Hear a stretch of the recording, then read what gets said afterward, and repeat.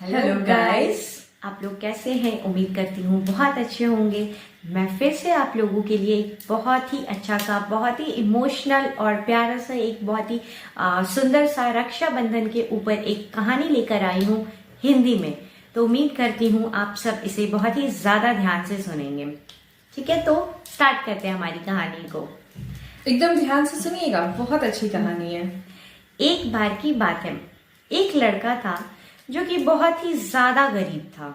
और क्योंकि वो गरीब था तो उसे अपने दोस्तों से मिलने में, बातें करने में और उनके साथ रहने में भी बहुत ही ज्यादा शर्म महसूस होती थी, क्योंकि उसके दोस्तों के पास बहुत ही अच्छे अच्छे कपड़े, महंगे वॉचेस, जूते और बहुत ही ज्यादा और भी महंगे महंगे सामान थे।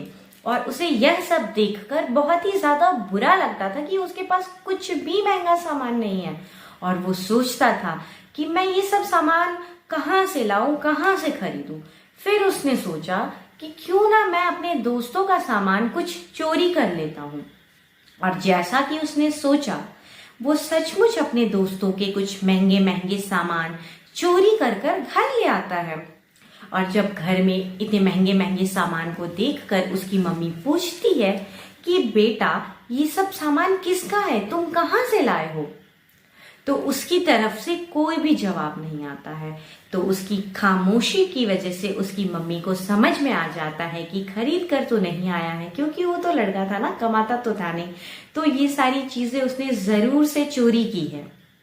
और बहुत ही प्यार से उसकी मम्मी उसे बैठकर समझाती है कि बेटा, चोरी करना बहुत ही बुरी बात है, क्योंकि चोरी करने के सामान से या चोरी किया हुआ धन से कोई कभी अमीर नहीं बन सकता है।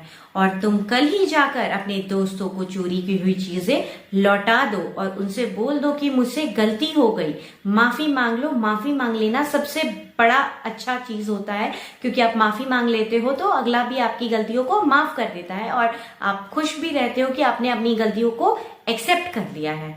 तो वो अपनी मम्मी के सामने बोलता है कि ठीक है माँ, मैं कल लौटा दूंगा सारी चीजों को। अब देखते हैं आगे क्या होता है। तुम्हें क्या लगता है कि वो लौटा देगा अपनी सारी चीजों को दोस्तों को? मुझे तो लगता है कि वो उसे लौटा देना चाहिए, क्योंकि उसकी मम्मी ने उसे इतने प्यार से समझाया, उसे पीटा नहीं, उसे प्यार से समझाया। और जब भी कोई माँ इतने प्यार से समझाती है तो बच्चे वो काम जरूर करते हैं। तो मुझे लगता है कि वो लौटा देगा। और हमें चोरी तो कभी नहीं करनी चाहिए। कुछ नहीं है तो उसके लिए हार्ड वर्क करनी चाहिए।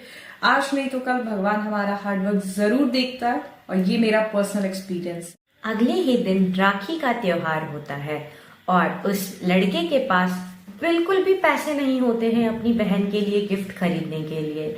और वो सोचता है कि मैं गिफ्ट कहाँ से खरीदूंगा अपनी बहन के लिए रक्षाबंधन पे। तो घर पे पैसे मांगता है तो सिर्फ घर में मांगने से उसे सिर्फ और सिर्फ 20 रुपए ही मिल पाते हैं अपनी माँ से। और वही 20 रुपए लेकर वह मार्केट की ओर निकल जाता है और सोचते हुए जाता है कि इस 20 रुपए में क्या ही मिलेंगे, क्या खरीदूंगा मैं अपनी बहन के लिए। और चलते चलते उसे एक 2000 रुपए का नोट मिलता है। वो अपने दाएं बाएं अगल बगल हर जगह देखता है, कहीं कोई मुझे देख तो नहीं रहा है। और जब उसे कोई आसपास नजर नहीं आता है तो बहुत ही खुशी के साथ उस 2000 के नोट को वो उठा लेता है। और जब उठाने के बाद वो दुकान में जाकर अपनी बहन के लिए बहुत ही खुशी से एक महंगा चॉकलेट खरीदता है। और अब खुद भी बहुत ही अच्छी अच्छी चीजें जो उसने पहले कभी नहीं खाई थी, पेट भर कर खाता है। और चॉकलेट लेकर जब वो अपने घर लौटता है तो अचानक देखता है कि सब लोग बहुत ही ज्यादा दुखी होकर मुंह लटकाकर बैठे हुए हैं एक जगह पे और बहुत ही परेशान दिख रहे होते हैं सब लोग। तो उसे समझ में नहीं आता है कि जाते वक्त तो सब ठीक था, अचानक अभी क्या हो गया। और साथ ही उसे यह भी दिखता है कि उसके पापा एक कोने में बैठकर सर पकड़कर रो रहे होते हैं। तो उसको बहुत ही ज्यादा दुख होता है, बहुत ही ज्यादा दुख होता है अपने पिता को रोते हुए देखकर। फिर वो बहुत ही दुखी मन के साथ जाता है, बहुत ही मायूसी से पूछता है कि पापा आप क्यों रो रहे हैं, क्या हुआ है, प्लीज मुझे बताइए कि आप रो क्यों रहे हैं। तो उसके पापा बोलते हैं कि बेटा, मैं जहाँ काम करता हूँ, मुझे आज रक्षाबंधन के लिए वहाँ से 2000 रुपये मिले थे कि घर पर मिठाइयाँ और बच्चों के लिए कपड़े लाने के लिए। लेकिन रास्ते में आते आते वह नोट कहीं गिर गया मुझसे। अब मैं क्या करूँ, मेरे पास कुछ भी नहीं बचा है, कोई भी पैसे नहीं है। मैं मिठाइयाँ और कपड़े कहाँ से खरीदूंगा। मैं बहुत ढूंढा जाकर नोट को, वो नोट मुझे मिला भी नहीं। अब मैं क्या करूँगा। बहुत ही परेशान होकर वो बैठे रहते हैं और सोचते रहते हैं कि अब मैं क्या करूँगा, मैं घर पे सामान कैसे लाऊंगा रक्षाबंधन त्योहार की खुशी में। तो उन्हें कुछ भी समझ में नहीं आता है। अपने पिता को रोते देख उसका दिल भी बहुत दुखी हो जाता है और उसकी आंखें भर आती है।